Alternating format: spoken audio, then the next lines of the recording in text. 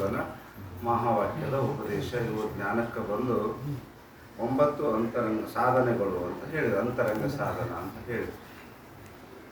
ಅದರಲ್ಲಿ ಸ್ವಲ್ಪ ವಾದ ವಿವಾದ ನಡೆದಿತ್ತು. ಮುಖ್ಯ ಸಿದ್ಧಾಂತದ ಪ್ರಕಾರವಾಗಿ ಬ್ರಹ್ಮಜ್ಞಾನಕ್ಕೆ ಮಹಾವಾಕ್ಯವೇ ಏನದ, ಅಂತರಂಗ ಸಾಧನದ.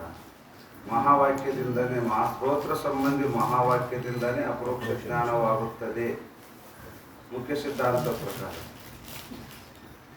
ವಿದ್ಯಾರಣ್ಯ ಮಹಾಸ್ವಾಮಿಗಳೇನು ಹೇಳಿದರು? ವಿಚಾರ ಸಹಿತ ಮಹಾವಾಕ್ಯದಿಂದ ಅಪರೋಕ್ಷ ಜ್ಞಾನವಾಗುತ್ತದೆ, ಕೇವಲ ಮಹಾವಾಕ್ಯದಿಂದ ಅಪರೋಕ್ಷ ಜ್ಞಾನ ಆಗುವುದಿಲ್ಲ ಅಂತ ಸ್ವಲ್ಪ ವಾದ ವಿವಾದ ನಡೆದ. ವಿಚಾರ ಮಾಡಿ ನೋಡಿದ್ವಿ ಅಂದ್ರೆ ಇಬ್ಬರ ಅಭಿಪ್ರಾಯವನ್ನು ತಿಳಿಸ್ಕೊಂಡು ಬಂದರು. ಅವರಾಕ ವಿಚಾರ ಸಹಿತ ಮಹಾವಾಕ್ಯದಿಂದ ಅಪರೋಕ್ಷ ಜ್ಞಾನ ಆಗ್ತದಂದ್ರೆ ಒಂದು ಅಧಿಕಾರಿ ಪುರುಷರಿಗೆ ಅದೃಢ ಜ್ಞಾನ ಯಾರಿಗೆ ಆಗ್ತದೆ ಅವರಿಗೆ ಶ್ರವಣಾದಿಗಳಲ್ಲಿ ಆಲಸ್ಯ ಬುದ್ಧಿ ಬರಬಾರ್ದು. ಯಾಕ ಕರ್ತವ್ಯ ಬುದ್ಧಿ ಬರಬೇಕು, ಶ್ರವಣ ಮಾಡೇಬೇಕು, ಮನನ ಮಾಡೇಬೇಕು, ನಿತ್ಯಾಸನ ಕರ್ತವ್ಯ ಅದ. ಯಾಕ ಅದೃಢ ಜ್ಞಾನ ಅದೃಢ ಆಗ್ಯದ. ಅದೃಢ ಜ್ಞಾನ ಆದವನಿಗೆ ಶ್ರವಣಾದಿಗಳಲ್ಲಿ ಆಲಸ್ಯತನ ಬರಬಾರ್ದು ಅಂತ ತಿಳ್ಕೊಂಡು ವಿದ್ಯಾರಣ್ಯ ಸ್ವಾಮಿಗಳು ಇಲ್ಲ, ಶ್ರವಣ ಮನ್ನ ನಿತ್ಯಾಸನದ ಸಹಿತ ಮಹಾವಾಕ್ಯದಿಂದ ಅಪರೋಕ್ಷ ಜ್ಞಾನವಾಗುತ್ತದೆ ಅಂತ ಅವರ ಅಭಿಪ್ರಾಯ. ಮುಖ್ಯ ಸಿದ್ಧಾಂತವಾದಿಗಳು, ಸಂಕ್ಷೇಪ ಶಾರಿಕಕಾರ, ಸರ್ವಜ್ಞಾತ ಮಹಾಮುನಿಗಳು ಅವರ ಅಭಿಪ್ರಾಯ, ಅವ್ರದ್ದೊಂದು ಅಭಿಪ್ರಾಯ ಅದ. ಅವರು ಯಾವ ದೃಷ್ಟಿಕೋನದಾಗ ಹೇಳ್ಕೊಂಬಂದಿದ್ದಾರೆ ಅಂದ್ರೆ, ಯಾರಿಗೆ ಉತ್ತಮ ಅಧಿಕಾರಿ ಇದ್ದಾನೆ, ಉತ್ತಮ ಅಧಿಕಾರಿ ಕೃತೋಪಾಸಕ ಇದ್ದಾನೆ, ಉತ್ತಮ ಅಧಿಕಾರಿ ಇದ್ದಾನೆ, ಸಂಶಯಕ ಮತ್ತು ವಿಪರೀತ ಭಾವನಕಲ್ಲಿ ಅವಕಾಶನೇ ಇಲ್ಲ ಅವನ ಅಂತಃಕರಣದೊಳಗೆ. ಯಾವಾಗ ಗುರುಗಳು ಉಪದೇಶ ಮಾಡಿದರು, ನೀನೇ ಬ್ರಹ್ಮ ಇದ್ದ ತತ್ವಮಸಿ ಮಹಾವಾಕ್ಯ ಉಪದೇಶವನ್ನು ಮಾಡಿದರು, ಅವಾಗ ಅವರಿಗೆ ಆ ಕ್ಷಣದಾಗ ಅಹಂ ಬ್ರಹ್ಮಾಸ್ಮಿ ಜ್ಞಾನ ಆಗಿಬಿಡ್ತದೆ. ಅಹಂ ಬ್ರಹ್ಮಾಸ್ಮಿ ಜ್ಞಾನ ಆಗ್ತದೆ. ಅವ್ರಿಗೆ ಶ್ರವಣ ಮಾಡಿಲ್ಲ, ಮನನ ಮಾಡಿಲ್ಲ, ನಿತ್ಯಾಸನ ಮಾಡೇ ಇಲ್ಲ. ಶ್ರವಣ ಮನ ಯುಕ್ತಿಗಳಿಂದ ಹೇಳಿದಲ್ಲ, ಯುಕ್ತಿಗಳಿಂದ ವೇದಾಂತವಾಗಿದೆ, ಯಾವ ಮಾಡೇ ಇಲ್ಲ. ಗುರುಗಳ ಬಳಿ ಹೋದ್ರು, ಗುರುಗಳು ನೀನೇ ಬ್ರಹ್ಮ ಅಂತ ಉಪದೇಶ ಮಾಡಿದ್ರು. ಈಗ ಗುರುನಾಥರವರಿಗೆ ಮತ್ತೆ ಅಂತ 6ನೇ ಭೌಮಿಕ ಸ್ಥಿತಿ ಪ್ರಾಪ್ತ ಆಗಬೇಕಾಗಿತ್ತಂದ್ರೆ ಎಷ್ಟು ವರ್ಷ ತಗೊಂಡದ? ಸಿದ್ಧಾರೂಢ ಅವ್ರ ಮುಂದೆ ಕುದಿಸ್ಕೊಂಡು ಎಷ್ಟು ವರ್ಷ ಉಪದೇಶ ಮಾಡ್ಯಾರ? ನೋಡಿ ಕೆಲರ ನೋಟ ಮಾತ್ರದಿಂದ ಹೇಳ್ತಾರಲ್ರ, ರೂಮ್ನೇ ಕರ್ಕೊಂಡು ಹೋಗಿ ಮುಂದೆ ಕುಂದಿಸ್ಕೊಂಡು ಉಪದೇಶವನ್ನು ಮಾಡಿದ್ರು. ಅವ್ರಿಗೇನಿಲ್ಲ, ಆಶೀರ್ವಾದ ಮಾಡಿದ್ರು, ತಮ್ಮ ದೃಷ್ಟಿಯಿಂದ ತಮ್ಮ ಶಕ್ತಿಪಾತವನ್ನು ಮಾಡಿದ್ರು ಅಂತ ಹೇಳಿ. ಯಾಕ ಉತ್ತಮ ಅಧಿಕಾರಿಗೆ ಜಾಸ್ತಿ ಅವಶ್ಯಕತೆ ಇಲ್ಲ ಅಂತಾರ, ಸಮಯದ ಅವಶ್ಯಕತೆ ಇಲ್ಲ. ನೀನೇ ಬ್ರಹ್ಮ ಅಂತ ಉಪದೇಶ ಮಾಡಿದ ತಕ್ಷಣ ಅಹಂ ಬ್ರಹ್ಮಾಸ್ಮಿ ಜ್ಞಾನ ಆಗ್ಬಿಡ್ತವ್ರಿಗೆ. ಆದಾಗ ಮತ್ತೆ ಶ್ರವಣಾದಿಗಳಲ್ಲಿ ಕರ್ತವ್ಯ ಬುದ್ಧಿ ಬರಬಾರ್ದು. ನಾನು ಶ್ರವಣನೇ ಮಾಡಿಲ್ಲ, ಮನನನೇ ಮಾಡಿಲ್ಲ, ನಿತ್ಯಾಸನೆ ಮಾಡಿಲ್ಲ, ತತ್ವ ಗೊತ್ತಿಲ್ಲ, ತೊಮ್ಮ ಗೊತ್ತಿಲ್ಲ, ಶಾಸ್ತ್ರಕ್ಕೂ ಹೋಗಿಲ್ಲ, ಏನು ಮಾಡಿಲ್ಲ, ಮತ್ತೆ ನನಗೆ ಜ್ಞಾನ ಆಗ್ಯದ, ಕರೆ ಜ್ಞಾನ ಆಗ್ಯದಲ್ಲ, ಇಲ್ಲಪ್ಪ ಮತ್ತೆ ನಾನು ಗುರುಗಳ ಮುಂದೆ ಕುತ್ಕೊಂಡು ಶ್ರವಣ ಮಾಡಬೇಕು, ಮನನ ಮಾಡಬೇಕು, ನಿತ್ಯಾಸನ ಮಾಡ್ಬೇಕಂತ ಈ ಅವಶ್ಯಕತೆ ಇಲ್ಲ. ಅವಶ್ಯಕತೆ ಇಲ್ಲದಂಥ ಸಾಧನಗಳಲ್ಲಿ ಮತ್ತೆ ಕರ್ತವ್ಯ ಬುದ್ಧಿ ಬರಬಾರ್ದು. ಯಾಕ ಕೃತಕೃತ್ಯ ಆಗ್ಯಾನ, ಜ್ಞಾನಿ ಆಗ್ಯಾನ, ಕೃತಕೃತ್ಯ ಆಗ್ಯಾನ, ಮತ್ತೆ ಇದರಲ್ಲಿ ಕರ್ತವ್ಯ ಬುದ್ಧಿ ಬರಬಾರ್ದು ಅಂತ ತಿಳ್ಕೊಂಡು ಅವರ ಸರ್ವಜ್ಞಾತ ಮೌನಿಗಳೇನು ಏನಿಲ್ಲಪ್ಪ, ಕೇವಲ ಮಹಾವಾಕ್ಯ ಕೇಳಿದ್ರೆ ಸಾಕು, ಗುರುವಿನ ಮುಖಾಂತರ ನಿನಗೆ ದೃಢ ಜ್ಞಾನ ಆಗಿಬಿಡುತ್ತದ ಅಂತ ಹೇಳಿದ್ರು. ಕರ್ತವ್ಯ ಊರಿಗೆ ಬರಬಾರ್ದು ಅಂತ. ಅದಕ್ಕೆ ನೋಡ್ರಿ, ಸಿದ್ಧಾರೂಢರು ಯಾವಾಗ ಗಜಂಡ ಸ್ವಾಮಿಗಳ ಬಳಿ ಅಭ್ಯಾಸವನ್ನು ಮಾಡಿ ಅಭ್ಯಾಸ ಮಾಡಿದಾಗ ಒಂದು ಸಲ ಗುರುಗಳಿಗೆ ಪ್ರಶ್ನೆ ಮಾಡಿದ್ರು. ಸಿದ್ಧಾರೂಢರು ಗುರುಗಳಿಗೆ ಪ್ರಶ್ನೆ ಮಾಡಿದ್ರು ಗಜಂಡ ಸ್ವಾಮಿಗಳಿಗೆ. ಅವ್ರದ್ದು ಅದು ಒಂದೇ ಪ್ರಶ್ನೆ, ಅದು ಒಂದೇ ಉತ್ತರ. ಮತ್ತೆ ಪ್ರಶ್ನೋತ್ತರಗಳು ಭಾಳ ನಡೆದವಲ್ಲ ಅಲ್ಲಿ. ಸಿದ್ಧಾರೂಢರಿಗೆ ಗಜಂಡ ಸ್ವಾಮಿಗಳಿಗೆ ಪ್ರಶ್ನೋತ್ತರಗಳು ಭಾಳ ನಡೆದಿಲ್ಲ. ಅವು ಒಂದೇ ಸಲ ಪ್ರಶ್ನೆ ಮಾಡ್ಯಾರ ಅವರು. ಗುರುಗಳಿಗೆ ಒಂದೇ ಒಂದು ಪ್ರಶ್ನೆ ಮಾಡ್ಯಾರ, ಗುರುಗಳು ಒಂದೇ ಉತ್ತರ ಹೇಳ್ಯಾರ ಅವ್ರಿಗೆ. ಮುಗಿದೋಯ್ತು, ಅವ್ರ ಕೆಲಸನೇ ಮುಗಿದೋಯ್ತು. ಅದ್ರಾಗ ಏನಂದ್ರು, ಸಿದ್ಧಾರೂಢರು ಗಜಂಡ ಸ್ವಾಮಿಗಳಿಗೆ ಹೋಗಿ ಧ್ಯಾನ ನಿಶ್ಚಯ ಆದ್ರೆ ಚಿನ್ನ ಏನ್ರಿ ಅಂತ ಕೇಳಿದ್ರು. ಜ್ಞಾನ ನಿಶ್ಚಯ ಜ್ಞಾನ ಆಗ್ಯದ, ನನಗೆ ಜ್ಞಾನ ನಿಶ್ಚಯ ಆಗ್ಯದ ಅನ್ನೋದು ಹೆಂಗೆ ತಿಳ್ಕೊಬೇಕು? ಚಿನ್ನ ಹೇಳ್ರಿ, ನಿಶ್ಚಯ ಜ್ಞಾನದ ಚಿನ್ನ ಹೇಳ್ರಿ ಅಂತ ಕೇಳಿದ್ರು ಅವರು. ಅದು ಒಂದೇ ಪ್ರಶ್ನೆ ಗುರುಗಳಿಗೆ ಕೇಳಿದ್ದವರು. ಆವಾಗ ಗಜೇಂದ್ರ ಮಹಾಸ್ವಾಮಿಗಳು ಒಂದೇ ಮಾತು ಹೇಳಿದ್ರು, ನೋಡಪ್ಪ, ಜ್ಞಾನ ನಿಶ್ಚಯ ಆಗ್ಯದ ಚಿನ್ನ ಏನು, ಅನುಭವ ಏನಂದ್ರೆ ಆದಂಥ ಜ್ಞಾನದಲ್ಲಿ ಸಂಶಯ ವಿಪರೀತ ಭಾವನೆಗಳು ಬಂದಿದ್ದಿಲ್ಲ ಅಂದ್ರೆ ಅದುವೇ ನಿಶ್ಚಯವಾದಂಥ ಜ್ಞಾನ ಅಂತ ಉತ್ತರ ಹೇಳಿದರು. ಅದು ಗುರುವಿನ ಉಪದೇಶಕ್ಕೆ ಹೇಳಿದ ತಕ್ಷಣನೇ ಸಿದ್ಧಾರೂಢ ತನ್ನ ಕೊಳಗಿರ್ತಕ್ಕಂಥ ಈ ಲಿಂಗವನ್ನು ಏನು ಮಾಡಿದ್ರು, ಒಂದು ಚೌಕವನ್ನು ತೆಗೆದು ಗುರುಗಳ ಪಾದಕ್ಕೆ ಅರ್ಪಣೆ ಮಾಡಿದ್ರು. ಯಾಕ? ಲಿಂಗ ಮಧ್ಯೆ ಜಗತ್ ಸರ್ವಂ ಸರ್ವಂ ಲಿಂಗಮಯಂ ಜಗತ್, ಲಿಂಗ ಬಾಹ್ಯಾತ್ ಪರಂ ನಾಸ್ತಿ ತಸ್ಮಾದ ಲಿಂಗ ಮಹಂ ಸದಾ. ನಿಶ್ಚಯ ಆಗಿತ್ತು ಅವ್ರಿಗೆ ಜ್ಞಾನ ಸಿದ್ಧಾರೂಢರಿಗೆ ನಿಶ್ಚಯ ಜ್ಞಾನ ಆಗಿತ್ತು. ತಗೊಂಡು ಹೋಗಿ ಗುರುಗಳ ಪಾದಕ್ಕಿಟ್ಟು ಅವಾಗ ತಪ್ಪಾಗ್ತದೋ, ಮೊದಲೇ ಅವರು ವೀರಶೈವ ಸಂಪ್ರದಾಯ ಅವಾಗ ನೇಮ ನಿತ್ಯ ವಿಧಿ ಆಚರಣೆ ಮಾಡ್ತಕ್ಕಂಥವ್ರು. ಲಿಂಗ ತೆಗೆದು ಗುರುಗಳ ಕೊಟ್ಟದಲ್ಲ, ಅದನ್ನು ತೆಗೆದು ಗುರುಗಳ ಪಾದಕ್ಕಿಟ್ಟಾಗೆ ತಪ್ಪಾಗ್ತದೋ, ಆಚರಣೆಗೆ ವಿರುದ್ಧ ಆಗ್ತದ ಅಂತಂದ್ರು ಅವರು. ಯಾರು? ಗಜೇಂದ್ರ ಸ್ವಾಮಿ. ಅವಾಗ ಸಿದ್ಧಾರೂಢರು ಗಜೇಂದ್ರ ಸ್ವಾಮಿಗಳಿಗೆ ಉತ್ತರ ಹೇಳಿದ್ರು, ಲಿಂಗ ಮಧ್ಯೆ ಜಗತ್ ಸರ್ವಂ. ಲಿಂಗ ಅಂದ್ರ ಲಯಗಮನ ರಹಿತವಾದದ್ದೇ ಲಿಂಗ, ಕೈಯ ಕೊಳ ಕಟ್ಕೊಳೋದಲ್ಲ. ಲಿಂಗ ಅಂದ್ರೆ ಲಯಗಮನಕ್ಕೆ ಯಾವ್ದು ಲಯ ಗಮನಾದಿಗಳು ಇಲ್ಲವೋ ಅದಕ್ಕೆ ಲಿಂಗ ಅಂತಾರ. ಅದುವೇ ಚೈತನ್ಯ, ಪರಿಪೂರ್ಣವಾದಂತ ಚೈತನ್ಯ. ಆ ಚೈತನ್ಯದೊಳಗನೆ ಜಗತ್ತದ. ಲಿಂಗ ಮಧ್ಯೆ ಜಗತ್ ಸರ್ವಂ, ಆ ಲಿಂಗದೊಳಗನೆ ಅದ. ಲಿಂಗ ಬಾಹ್ಯಾತ್ ಪರಂ ನಾಸ್ತಿ, ಲಿಂಗದ ಹೊರಗೆ ಯಾವುದಿಲ್ಲ, ಲಿಂಗದ ಒಳಗನೆ ಎಲ್ಲ ಲಿಂಗಮಯ. ಅದಕ್ಕೆ ತಸ್ಮಾತ್ ಲಿಂಗ ಅಹಂ ಸದಾ. ಅದೇನದಲ್ಲ ಪರಿಪೂರ್ಣವಾದಂತ ಪರಬ್ರಹ್ಮ ಚೈತನ್ಯ ಏನದಲ್ಲ, ಆ ಪರಬ್ರಹ್ಮ ಚೈತನ್ಯ ಸದಾ ನಾ ಇದ್ದೇನೆ. ಈ ಉಪಾಧಿದ ನನಗೆ ಅವಶ್ಯಕತೆ ಇಲ್ಲ. ನಿಮಗಲ್ಲ, ಸಿದ್ಧಾರೂಢ ಹೇಳಿದ್ದವನೇ ಆರೂಢ ಸ್ಥಿತಿಗೆ ಹೋದ. ಅವಾಗನೇ ಅವ್ರು ಬಿರುದು ಕೊಟ್ರೆ, ಅವಾಗ ಈ ಮಾತನ್ನು ಸರಿಯಾದಂತ ಅವ್ರಿಗೆ ಗೊತ್ತಾಯ್ತು. ಯಾರಿಗೆ? ಗಜೇಂದ್ರ ಸ್ವಾಮಿಗಳಿಗೆ. ಇದು ಮಾತು 100% ಸತ್ಯ ಮಾತು. ವೇದದ ಕೊನೆಯ ಸ್ಥಿತಿ ಇದು ವೇದದ ಕೊನೆಯ ಸ್ಥಿತಿ. ಅದ್ರ ಮುಂದೆ ಶಾಸ್ತ್ರ ಯಾವ ಇಲ್ಲ. ಶಾಸ್ತ್ರ ಅಲ್ಲೇ ಅವಸಾನ ಆಗ್ತಾವ. ಅದರಿಂದ ಇಚ್ಚಕ್ಕೆ ಸರಿತಿದೆ ಶಾಸ್ತ್ರ. ಮುಂದಕ್ಕೆ ಹೋಗಕ್ಕೆ ಅವಕಾಶ ಇಲ್ಲ. ಶಾಸ್ತ್ರಕ್ಕ ಶಬ್ದನೇ ಇಲ್ಲ ಅಲ್ಲಿ.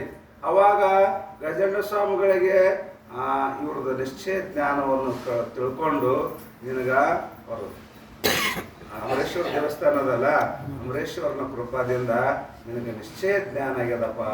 ನಿನ್ನಿಂದ ಲೋಕ ಕಲ್ಯಾಣ ಆಗೋದದ. ನಿನಗೆ ಜ್ಞಾನ ನಿಶ್ಚಯ ಜ್ಞಾನ ಆಗ್ಯದ.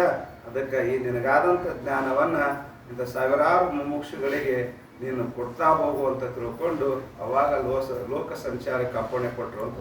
ನೀವೆಲ್ಲ ಸಿದ್ಧಾರೂಢ ಚರಿತ್ರೆ ಓದ್ತಿದ್ರಿ, ನೋಡೋದು ಅವಶ್ಯಕತೆ ಇಲ್ಲ. ನಾ ಹೇಳೋದ ಅರ್ಥ ಏನಂದ್ರೆ, ನಿಶ್ಚಯ ಆದಮೇಲೆ ಮತ್ತೆ ಶ್ರವಣಾದಿಗಳದು.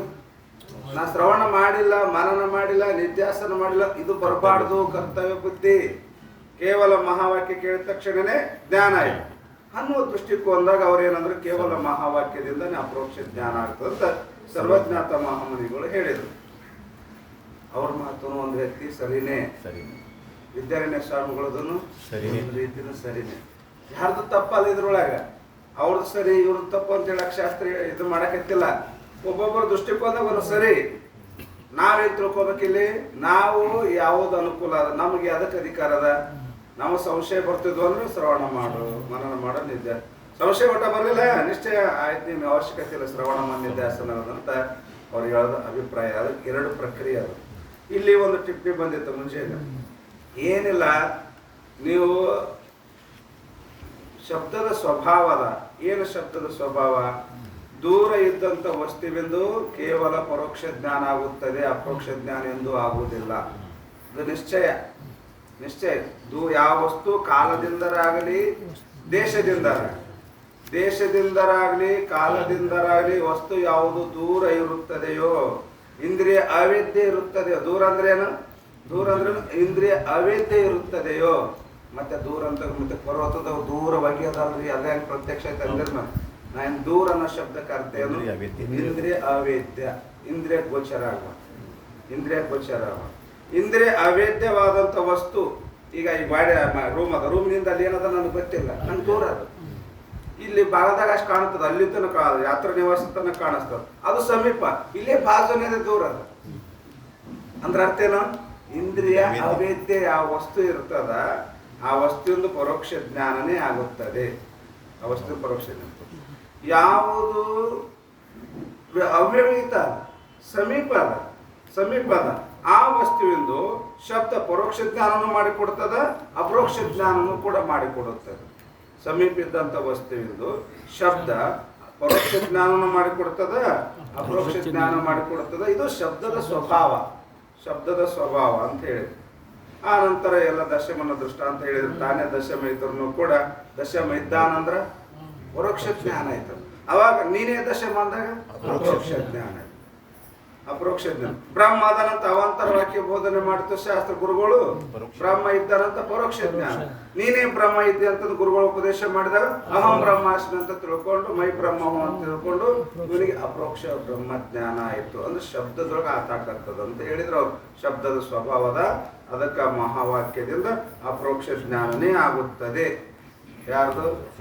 ಸಿದ್ಧಾಂತ, ಮುಖ್ಯ ಸಿದ್ಧಾಂತ ಇದು. ಮುಖ್ಯ ಸಿದ್ಧ ಮಹಾವಾಕ್ಯದಿಂದನೇ ಅಪರೋಕ್ಷ ಜ್ಞಾನವಾಗುತ್ತದೆ ಅಂತ ಹೇಳಿದ್ರು. ಈಗ ಒಂದು ಟಿಪ್ಪಣಿ ಇದೆ ಇಲ್ಲಿ. ಟಿಪ್ಪಣಿದು 48ನೇ ಟಿಪ್ಪಣಿ ನೋಡಿ. ಟಿಪ್ಪಣಿ ಸಂಖ್ಯೆ 48. ಏನ್ ಹೇಳ್ತಾರ ಅವರು? ಮಹಾವಾಕ್ಯತೆ ಅವ್ಯವಹಿತ ಬ್ರಹ್ಮಕ ಪರೋಕ್ಷ ಜ್ಞಾನ ಸಂಭವನಕ್ಕಿಂತ ಅಪರೋಕ್ಷ ಜ್ಞಾನ ಹೀ ಓವಹೆ. ಮುಖ್ಯ ಸಿದ್ಧಾಂತಗಳು ಹೇಳಿದ್ರು. ಅದು ಹುಡುಕ್ಬಿಡ್ರಿ, ಅಲ್ಲಿಲ್ಲ, ಅದು ಟಿಪ್ಪಣಿಯಾಗಿಲ್ಲ. ಮ್ಯಾಗೆ ಟಿಪ್ಪಣಿ ನಂಬರ್ ಎಲ್ಲಿ ಬಂದದ ಅಲ್ಲಿ ಓದಿದ್ವಿ ನಾವು. ಟಿಪ್ಪಣಿ ಸಂಖ್ಯೆ ಎಲ್ಲಿ ಕೊಟ್ಟಲ್ಲ ಅದ್ರದ್ದು ಹೇಳಿ. ಅಲ್ಲೇನದ? ಅಲ್ಲಿದೇನದ? ಮಹಾವಾಕ್ಯದಿಂದ ಅವ್ಯವಹಿತ, ಅವ್ಯವಹಿತ ಅತ್ಯಂತ ಸಮೀಪ ಇರ್ತಕ್ಕಂಥ ವಸ್ತುವಿಂದು ಮಹಾವಾಕ್ಯದಿಂದ ಅಪರೋಕ್ಷ ಜ್ಞಾನವೇ ಆಗುತ್ತದೆ, ಪರೋಕ್ಷ ಜ್ಞಾನ ಆಗುವುದಿಲ್ಲ. ಯಾವ ವಸ್ತುವಿಂದು? ಅವ್ಯವಹಿತ. ಯಾವ ವಸ್ತು? ಆತ್ಮರೂಪ, ಬ್ರಹ್ಮರೂಪ ವಸ್ತು. ಮತ್ತೆ ಆ ವಸ್ತುವನ್ನು ಮತ್ತೆ ಹೊರಗಡೆ ಹೋಗ್ಬೇಡ್ರಿ. ವಸ್ತು ಅಂದ್ರೆ ಇಲ್ಲಿ ಬ್ರಹ್ಮನೇ. ಅವ್ಯವಹಿತವಾದಂಥ ವಸ್ತು ಅಂದ್ರೆ ಮತ್ತೆ ಜಡ ಪದಾರ್ಥ ತಗೊಳಕ್ ಹೋಗ್ಬೇಡ್ರಿ ನೀವು. ಮಹಾವಾಕ್ಯ ಹೇಳ್ಯಾರ. ಮಹಾವಾಕ್ಯ ಜಡ ಪದಾರ್ಥ ಬೋಧನೆ ಮಾಡಲ್ಲ. ಅದು ಮಹಾವಾಕ್ಯ ಜೀವ ಬ್ರಹ್ಮರ ಅಭೇದವನ್ನೇ ಬೋಧನೆ ಮಾಡ. ಅದಕ್ಕೆ ಬ್ರಹ್ಮನ ಏನ್ ಮಾಡ್ತದ? ಮಹಾವಾಕ್ಯವು ಅತ್ಯಂತ ಸಮೀಪವಾದಂಥ ಬ್ರಹ್ಮ ತತ್ವದ ಅಪರೋಕ್ಷ ಜ್ಞಾನನೇ ಮಾಡಿಕೊಡ್ತದೆ ವಿನ ಮಹಾವಾಕ್ಯದಿಂದ ಪರೋಕ್ಷ ಜ್ಞಾನ ಆಗುವುದೇ ಇಲ್ಲ. ಇದ್ರ ಮ್ಯಾಗ ಒಂದು ಟಿಪ್ಪಣಿ ಬಂದದ. ಪಂಡಿತ್ ಪಿತಾಂಬರು ಇಲ್ಲಿ ಇನ್ನೂ ಸ್ವಲ್ಪ ತಿಳ್ಕೊಬೇಕಾಯ್ತು. ಅವ್ರೊಂದಿಬ್ರು ಜಗಳ ನಡೆದ, ಅದ್ರೊಳಗೆ ಮತ್ತೆ ಮೂರನೇದವ್ರದ್ದೊಬ್ರು ಜಗಳ ತರ್ತಾರೆ. ಸ್ವಲ್ಪ ತೆರೀಲಿ ಆಡಿಸ್ಬೇಕು ಅಷ್ಟೇ. ಈಗ ಅವ್ರು ನಡೆದಿಲ್ಲ. ಮುಖ್ಯ ಸಿದ್ಧಾಂತಿದು ಮತ್ತು ವಿದ್ಯಾರಣ್ಯ ಸ್ವಾಮಿ ಏಕದೇಶದ್ದು ಸರ್ವಜ್ಞಾತ ಮಹಾಮನಿಗಳದ್ದು ವಿದ್ಯಾರಣ್ಯ ಸ್ವಾಮಿಗಳದ್ದು ಇಬ್ಬರ ಮಧ್ಯೆ ವಾದ ನಡೆದ. ಇವ್ರು ಮಹಾವಾಕ್ಯ ಅಂತಾರ, ಶ್ರವಣ ವಿಚಾರ ಸಹಿತ ಮಹಾವಾಕ್ಯ ಅಂತ. ಆ ಎರಡರ ಮಧ್ಯದೊಳಗೆ ಇನ್ನೊಂದು ತರ್ತಾರ ಪಂಡಿತ್ ಪಿತಾಂಬರು. ಇನ್ನೂ ಸ್ವಲ್ಪ ತಿಳ್ಕೊಬೇಕಾಗಿದೆ ಈ ವಿಷಯದೊಳಗೆ. ಇಲ್ಲಿಗೆ ಮುಗಿಯೋದಲ್ಲ, ಅದು ಇನ್ನೂ ಸ್ವಲ್ಪ ತಿಳ್ಕೊಬೇಕು. ಏನು? ಯಹ ರಹಸ್ಯ. ಇಲ್ಲಿ ಇನ್ನೂ ಒಂದಿಟ್ಟು ರಹಸ್ಯ. ಮಹಾವಾಕ್ಯದಿಂದ ಅಪರೋಕ್ಷ ಜ್ಞಾನ ಆಗ್ತದ, ಪರೋಕ್ಷ ಜ್ಞಾನ ಆಗುವುದೇನೇ ಇಲ್ಲ ಅಂತ ಈ ವಿಷಯದೊಳಗ ಇನ್ನೂ ಸ್ವಲ್ಪ ರಹಸ್ಯವಾಗಿ ತಿಳ್ಕೊಳ್ತಕ್ಕಂಥದ್ದು. ಗೌಪ್ಯ ಪ್ರಕಟನಂ ರಹಸ್ಯ ಲಕ್ಷಣ. ರಹಸ್ಯ ಅಂದ್ರೆ ಗೌಪ್ಯವಾದಂಥ ಅರ್ಥವನ್ನು ವ್ಯಕ್ತ ಮಾಡಿ ತೋರಿಸೋದು, ಸೂಕ್ಷ್ಮವಾದದ್ದನ್ನು ಸ್ವಲ್ಪ ವ್ಯಕ್ತ ಮಾಡಿ ತೋರಿಸೋದು. ಈಗ ವಿಜ್ಞಾನ ಏನು ಮಾಡ್ತದೆ? ಸೂಕ್ಷ್ಮವಿದ್ದಂಥ ಪದಾರ್ಥವನ್ನು ಏನು ಮಾಡ್ತದೆ? ಸ್ಥೂಲ ಮಾಡಿ ವ್ಯಕ್ತ ಮಾಡಿ ತೋರಿಸ್ತದೆ ಅಷ್ಟೇ. ವಿಜ್ಞಾನ ಕೆಲಸ ಏನದ? ಇಲ್ಲದೇನು ಸೃಷ್ಟಿ ಮಾಡಲ್ಲ. ಇಲ್ಲದ ಸೃಷ್ಟಿ ಮಾಡಕ್ ಬರೋಂಗೂ ಇಲ್ಲ. ವಿಜ್ಞಾನ ಏನು ಇಷ್ಟೆಲ್ಲ ಮಾಡೋದು ನಮ್ಗೆ ಆಶ್ಚರ್ಯ ಅನಿಸ್ತದೆ. ವಿಜ್ಞಾನದಾಗ ನೋಡಿದ್ವಿ ಅಂದ್ರೆ ಏನು ಮಾಡಿದ್ರು ಕೂಡ ಇದ್ದದ್ದೇ ಮಾಡ್ಯಾರ, ಇಲ್ಲದೇನು ಮಾಡಕ್ ಬರಂಗಿಲ್ಲ. ಅಷ್ಟೇ ಸೂಕ್ಷ್ಮ ಇರ್ತದ, ಇಂದ್ರಿಯ ಅಗೋಚರ ಇರ್ತದ. ಇಂದ್ರಿಯ ಅಗೋಚರವಾದಂಥ ವಸ್ತುವನ್ನು ಕಂಡುಹಿಡಿದೇ ಮಾಡ್ತಾರೆ, ಸ್ಥೂಲ ಮಾಡ್ತಾರೆ. ಸ್ಥೂಲ ಮಾಡಿ ಇಂದ್ರಿಯ ವೇದ್ಯ ಅದನ್ನು ಮಾಡ್ತಾರೆ ಅಷ್ಟೇ. ಅದೇ ವಿಜ್ಞಾನ. ಹಂಗೆ ಇನ್ನೂ ಸ್ವಲ್ಪ ತಿಳ್ಕೊಳ್ತಕ್ಕಂಥ ವಿಷಯ ಅದ, ಅದನ್ನ ತಿಳಿಸ್ತೀನಿ ಅಂತಾರ. ಏನು ತಿಳ್ಕೊಬೇಕಾಗ್ಯದ? ರಹಸ್ಯ ಏನದ ಇಲ್ಲಿ ರಹಸ್ಯ ಏನದ ಅಂದ್ರ ಮಹಾವಾಕ್ಯದಿಂದ ಅಪರೋಕ್ಷ ಜ್ಞಾನ ಆಗ್ತದೆ ಅಂತ ಹೇಳಿದ್ರಿ. ಆಯ್ತು, ಮಹಾವಾಕ್ಯದಿಂದ ಅಪರೋಕ್ಷ ಜ್ಞಾನ ಆಗ್ತದೆ. ಅದು ಗುರುಗಳು ಮಹಾವಾಕ್ಯ ಉಪದೇಶ ಮಾಡಬೇಕು ಅಂತ ಹೇಳಿ. ಆಯ್ತು, ಗುರುಗಳು ಮಹಾವಾಕ್ಯ ಉಪದೇಶ ಮಾಡ್ತಾರೆ. ಗುರುಗಳು ಈಗ 100 ಮಂದಿ ಕುಂತಿರ್ತಾರೆ, 100 ಮಂದಿಗೆ ಮಹಾವಾಕ್ಯ ಉಪದೇಶ ಮಾಡ್ತಾರೆ. ಎಲ್ಲರಿಗೆ ಅಹಂ ಬ್ರಹ್ಮಾಸ್ಮಿ ಜ್ಞಾನ ಆಗ್ತದೆ? 100 ಮಂದಿ ಅದರ ಮುಂದ 100 ಮಂದಿ ಗುರುಗಳು ಮಹಾವಾಕ್ಯ ಉಪದೇಶ ಮಾಡಕತ್ತಾರ.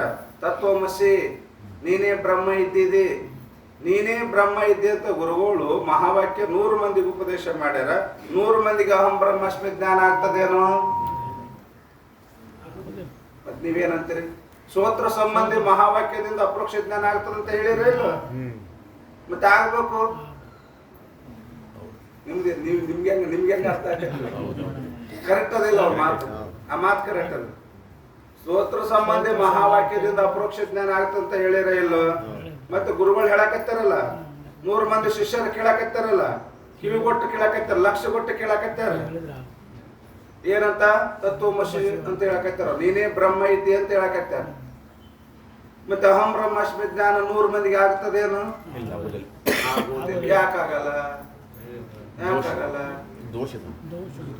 ಸುಸಂಸ್ಕೃತವಾದಂತ ಮನಸ್ಸಿಲ್ಲ, ಅಂತಃಕರಣ ಭೂಮಿ ಶುದ್ಧ ಇಲ್ಲ.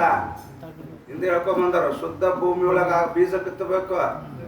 ಶುದ್ಧವಾದಂತ ಭೂಮಿ ಒಳಗ ಬೀಜ ಬಿತ್ತಿದ್ರ ಬೀಜ ಮೊಳಕೆ ಹೊಡಿತದ, ಬೆಳೆ ಬರ್ತದ.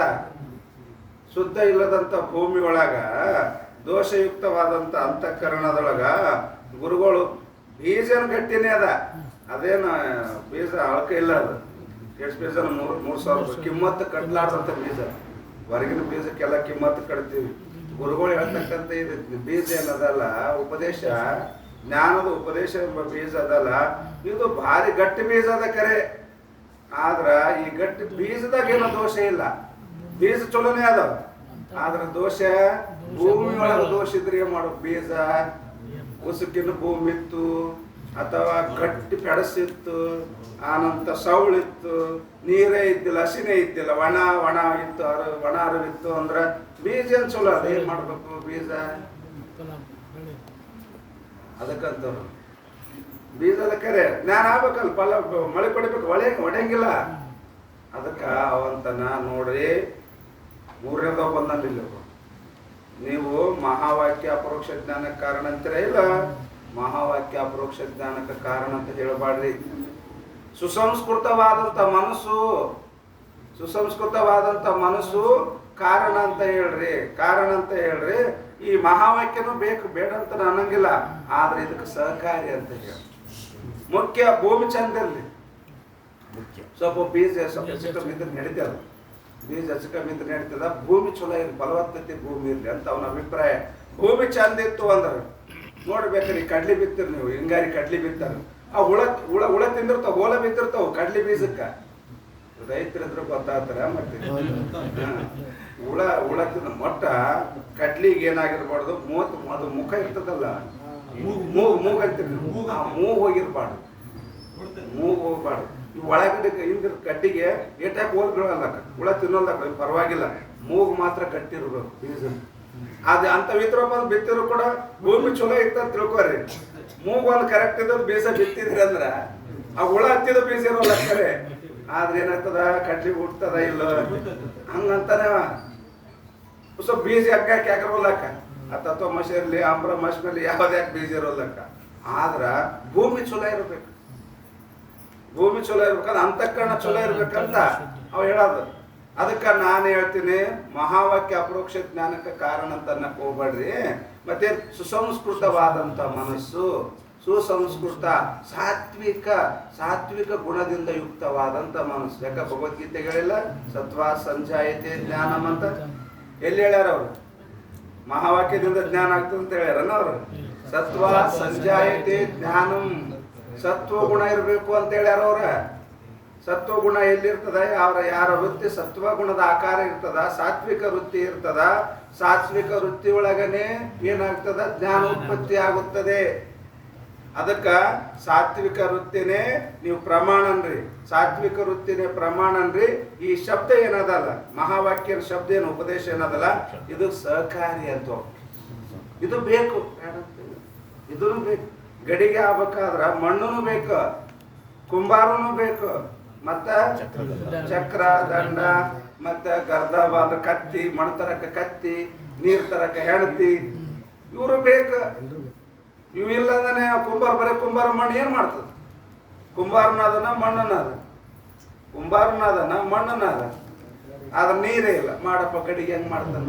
ನೀರು ಬೇಕು ಅಂದ್ರೆ ನಾ ಯಾಕೆ ಹಾಕತ್ತೀನಿ, ಸಹಕಾರಿ ಅಂದ್ರೆ ಏನು ಅದು ತಿಳ್ಕೊಬೇಕು. ಅವ್ನು ಹೇಳೋದ ಅರ್ಥ ಏನಂದ್ರ, ಮಹಾವಾಕ್ಯ ಬೇಕು, ನಾ ಬೇಡ ಅನ್ನಂಗಿಲ್ಲ. ಮಹಾವಾಕ್ಯ ಸಹಕಾರಿ ಅಂದ್ರೆ ಜ್ಞಾನಕ್ಕ ಸಹಕಾರಿ ಕಾರಣ ಅನ್ರಿ. ಸುಸಂಸ್ಕೃತವಾದಂತ ಮನಸ್ಸು ಮುಖ್ಯ ಕಾರಣ ಅಂತ ಪ್ರಮಾಣ ಅಂತ. ಸುಸಂಸ್ಕೃತವಾದ ಮನಸ್ಸೇ ಪ್ರಮಾಣ. ಸುಸಂಸ್ಕೃತವಾದಂತ ಮನಸ್ಸು ಪ್ರಮಾಣ. ಮಹಾವಾಕ್ಯ ಉಪದೇಶನ ಅಲ್ಲ, ಗುರುಗಳು ಉಪದೇಶ ಮಾಡ್ತಾರಲ್ಲ, ಇದು ಸಹಕಾರಿ, ಜ್ಞಾನಕ್ಕೆ ಸಹಕಾರಿ ಆಗ್ತದೆ. ಮುಖ್ಯ ಸುಸಂಸ್ಕೃತವಾದಂತ ಮನಸ್ಸು. ಯಾರು ಹೇಳ್ತಾರೆ ಇದನ್ನ? ವಾಚಸ್ಪತಿ ಮಿಶ್ರ. ವಾಚಸ್ಪತಿಕಾರ ಹೇಳ್ತಾರೆ, ಬಾಮತಿ ನಿಬಂಧ ಬರೆದ್ರ ಗ್ರಂಥ ವಾಚಸ್ಪತಿ ಮಿಶ್ರ ಅಂತೇಳಿ. ವಾಚಸ್ಪತಿ ಮಿಶ್ರ ಏನ್ ಹೇಳ್ತಾರೆ ಅಂದ್ರೆ ಈ ರೀತಿ ಹೋಗ್ತಾರೆ. ವಿದ್ಯಾರಣ್ಯ ಸ್ವಾಮಿಗಳು ವಿಚಾರ ಸಹಿತ ಮಹಾವಾಕ್ಯ ಅಂತಾರೆ. ವಿಚಾರ ಸಹಿತ ಮಹಾವಾಕ್ಯನೇ ಮುಖ್ಯ ಪ್ರಮಾಣ. ಸುಸಂಸ್ಕೃತವಾದ ಮನಸ್ಸು ಬ್ಯಾಡ ಅನ್ನಪ್ಪದಾಗ ಬೇಕು, ಶುದ್ಧ ಅಂತಃಕರಣ ಬೇಕು, ಅದು ಸಹಕಾರಿ.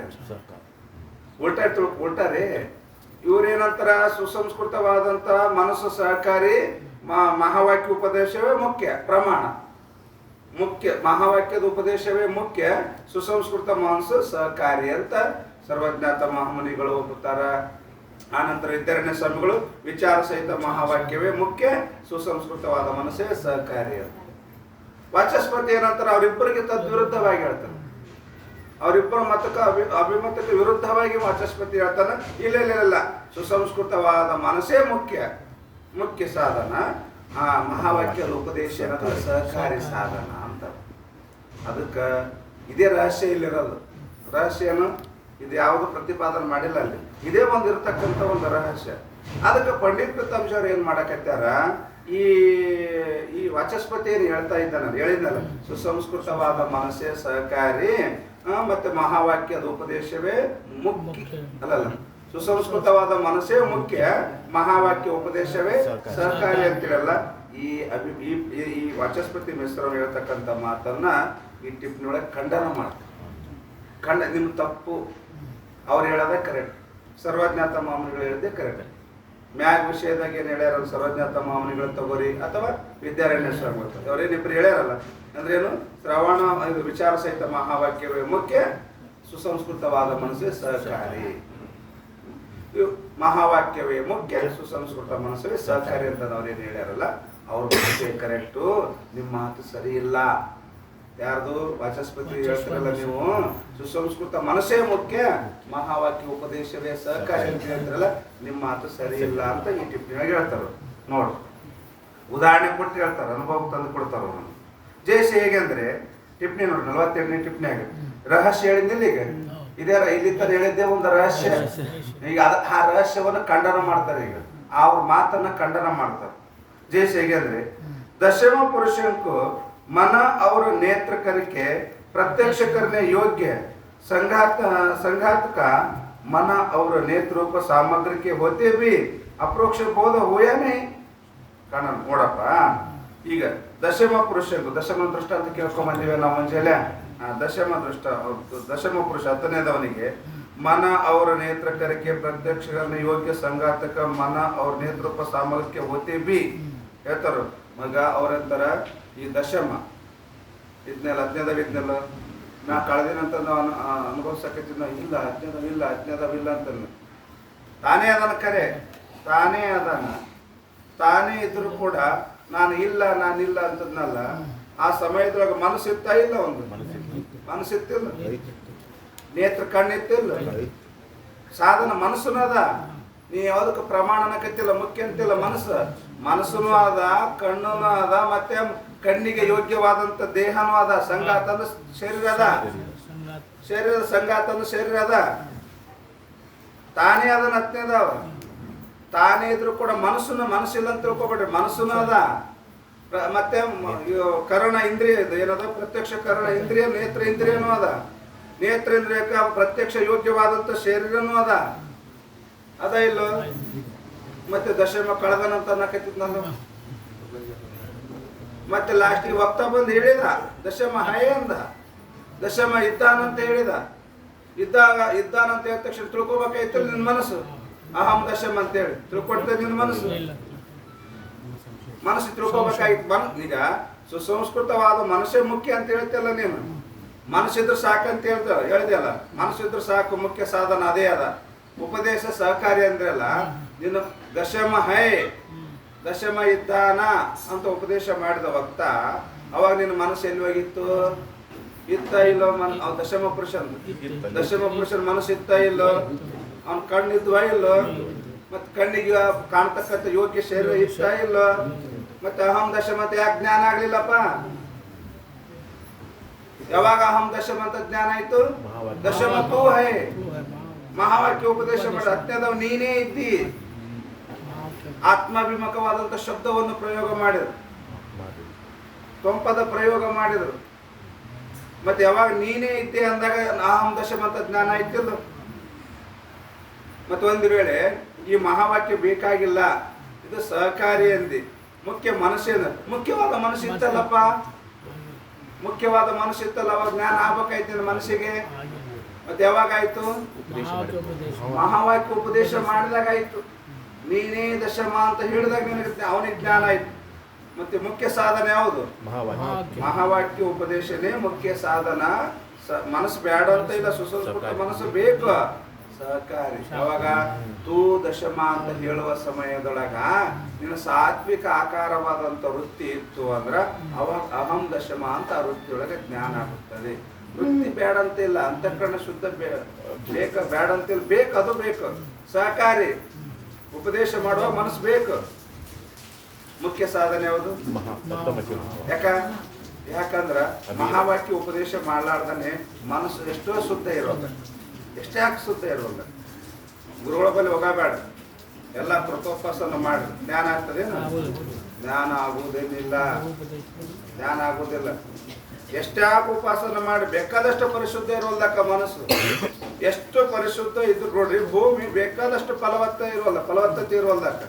ಸುಜಾಲ ಇರ್ಲಿ, ಸರಸ ಇರ್ಲಿ, ಎಲ್ಲ ಇರೋಲ್ದಕ್ಕ. ಆದ್ರ ಬೀಜ ಹಾಕ್ಲಾರ್ದ್ರೆ ಬೆಳಿತಿದೇನ ಭೂಮಿ? ಯಾರೊಬ್ರು ಬೀಜ ಬಿತ್ತಬೇಕಲ್ಲ, ಅವ್ ಮಾಲಕರ ಮಾಲಕರ ಬಿತ್ತಲಿ ಅಥವಾ ಬ್ಯಾರೆದವರ ಬಿತ್ತವಲ್ಲ, ಒಟ್ಟು ಬೀಜ ಬಿತ್ತೇಬೇಕು. ಹಂಗ ಗುರುವಾರ ಬಿತ್ತಲಿ ಅಥವಾ ಬ್ರಹ್ಮದೇವರ ಬಿತ್ತವಲ್ಲ ಕಡೆ ಬೀಜ. ಉಪಾಸಕರು ಉಪಾಸನೆ ಮಾಡ್ತಾ ಮಾಡ್ತಾ ಮಾಡ್ತಾ ಲೋಕಾಂತರಕ್ಕೆ ಹೋಗ್ತಾರ. ಲೋಕಾಂತರಕ್ಕೆ ಹೋದಾಗ ಅವ್ರಿಗಿನ ಜ್ಞಾನ ಆಗಿ ಮೋಕ್ಷ ಆಗ್ತದ, ಉಪಾಸಕರಿಗೆ ಆಗಲ್ಲ ಅಂತಿಲ್ಲ. ಆದ್ರ ಅಲ್ಲಿ ಯಾರು ಬಿತ್ತಾರ ಬೀಜ? ಗುರುವಾರ ಇಲ್ಲ, ಗುರು ಇಲ್ಲಿ ಯಾರು ಹೋಗ್ಯಾರ ಮ್ಯಾಗ, ಅಲ್ಲಿ ಯಾರು ಬಿತ್ತಾರ? ಲಾಸ್ಟ್ ಬ್ರಹ್ಮದೇವ ಬೀಜ ಬಿತ್ತುತ್ತಾನೆ, ನೀನೇ ಬ್ರಹ್ಮ ಇದೆಯಪ್ಪ ಅಂತ ತಿಳ್ಕೊಂಡು. ಸಗುಣ ಬ್ರಹ್ಮ ಮತ್ತೆ ಸಗುಣ ಬ್ರಹ್ಮ ಅವಳು ಬ್ರಹ್ಮಲೋಕಕ್ಕೆ ಹೋಗಿರ್ತಾನೆ. ಉಪಾಸನೆ ಮಾಡಿ ಶುದ್ಧ ಪರಿಶುದ್ಧವಾದಂತ ಅಂತಃಕರಣದಿಂದ ಬ್ರಹ್ಮಲೋಕಕ್ಕೆ ಹೋಗಿ ಎಲ್ಲಾ ಭೋಗಗಳನ್ನು ಭೋಗಿಸಿ ಎಲ್ಲಾ ಕಾಮನೆಗಳನ್ನು ನಿಗಿಸ್ಕೊಂಡು ತಮ್ಮ ಇಚ್ಛಿತವಾದಂತ ಎಲ್ಲ ಇಚ್ಛೆ ಪೂರ್ಣ ಮಾಡಿಕೊಂಡು ಅವಾಗ ನಿರಾಸಕ್ತನಾಗಿ ಬಿಡ್ತಾನ. ನಿರಾಸಕ್ತನಾಗಿ, ಯಾಕೆ ಎಲ್ಲ ಏನು ಅನುಭವಿಸ್ಬೇಕೈತೆ ಎಲ್ಲ ಅನುಭವಿಸ್ಬಿಟ್ಟಲ್ಲ, ಆಯ್ತು ಸಾಕಿನ ಮುಗೀತು ಅಂತ ತಿಳ್ಕೊಂಡು ಅಂದಾಗ ಯಾವಾಗ ಉಪಾಸಕನಿಗೆ ನಿರಾಸಕ್ತನಾಗ್ತಾನ, ಪರಿಶುದ್ಧವಾದಂಥ ಅಂತಃಕರಣ ಇರ್ತದ, ಅಲ್ಲಿ ಆ ಲೋಕದಲ್ಲಿರ್ತಕ್ಕಂಥ ಆ ಲೋಕದ ಅಧಿಷ್ಠಾತೃ ದೇವತನಾದಂಥ ಬ್ರಹ್ಮ ನೀನೇ ನಿರ್ಗುಣ ನಿರಾಕಾರ ಬ್ರಹ್ಮ ಇದ್ದೆ ಅಂತ ಉಪದೇಶ ಮಾಡಿದಾಗ ಅವಾಗ ಅಹಂ ಬ್ರಹ್ಮಾಸ್ಮಿ ಜ್ಞಾನ ಆಗಿ ಅವ ಅಲ್ಲೇ ಮುಕ್ತ ಆಗ್ತಾನ ಅಂತ ಹೇಳ್ತಾರೆ. ಒಟ್ಟು ಬೀಜ ಮಾತ್ರ ಬೀಜ ಇಲ್ಲ ನಡೆಯಂಗಿಲ್ಲ. ಮಹಾವಾಕ್ಯ ಉಪದೇಶ ಬೇಕು, ಸದ್ಗುರರ ಬೋಧನೆ ಮಾಡಲಿ, ಇಲ್ಲ ಬ್ರಹ್ಮದೇವರ ಬೋಧನೆ ಮಾಡಿ. ಮತ್ತೆ ಮೊನ್ನೆ ಯಾರಿಗೆ ಇಂದ್ರದೇವರಿಗೆ ಯಾರು ಬೋಧನೆ ಮಾಡಿದ್ರು? ಬ್ರಹ್ಮದೇವರ ಬೋಧನೆ ಅಂತ ದೃಷ್ಟಾಂತ ಹೇಳಿದ ಕಥೆ ಹೇಳಿದ. ಇಂದ್ರನಿಗೆ ಉಪದೇಶ ಯಾರು ಮಾಡಿದ್ರು? ಬ್ರಹ್ಮದೇವನೇ ಮಾಡಲ್ಲ. ಹಂಗ ಒಟ್ಟು ಭೂಮಿ ಬೆಳಿ ಬರ್ಬೇಕಂದ್ರೆ ಹೆಂಗೆ ಬೀಜ ಬೇಕಲ್ಲ, ಅಂದ್ರೆ ಇಲ್ಲಿ ಅವರೆಂತರ ಮುಖ್ಯ ಏನು? ಮಹಾವಾಕ್ಯ. ಎದಕ್ಕ ಮುಖ್ಯ? ಜ್ಞಾನಕ್ಕ. ನಮಗ ಜ್ಞಾನ ಆಗ್ಬೇಕಾಗಿತ್ತು, ಜೀವ ಬ್ರಹ್ಮರ ಅಭೇದ ಜ್ಞಾನ ಆಗ್ಬೇಕಾಗಿತ್ತು ಅಂದ್ರೆ ಮಹಾವಾಕ್ಯನೇ ಮುಖ್ಯ ಉಪದೇಶ. ಅದಕ್ಕೆ संघात का मना और नेत्रों को सामर्थ्य होते भी ಅಪರೋಕ್ಷ ಬೋಧ हुआ नहीं. ದಶಮ ಪುರುಷನಿಗೆ ಮನಸ್ಸಿತ್ತು, ಇಂದ್ರಿಯ ಇತ್ತು, ಯೋಗ್ಯವಾದ ದೇಹ ಇತ್ತು, ಆದ್ರೂ ಕೂಡ ದಶಮ ಅಂತ ಜ್ಞಾನ ಅವನಿಗೆ ಆಗಲಿಲ್ಲ. किंतु दशम तू है इस वाक्यते ही अपरोक्ष बोध हुआ है. ಯಾವಾಗ ದಶಮ ನೀನೇ ಇದ್ದಿ ಅಂತ ಯಾವಾಗ ವಕ್ತ ಪುರುಷ ಹೇಳಿದ ಅವಾಗ ಆ ಮಾತನ್ನು ಕೇಳಿ ಆ ಶಬ್ದ ಆ ದಶಮ ಪುರುಷನ ಕಿವಿಯೊಳಗ ಹೋದಾಗ, ಶ್ರವಣ ಆದಾಗ ಅಹಂ ದಶಮ ಅಂತ ಜ್ಞಾನ ಐತವನಿಗೆ.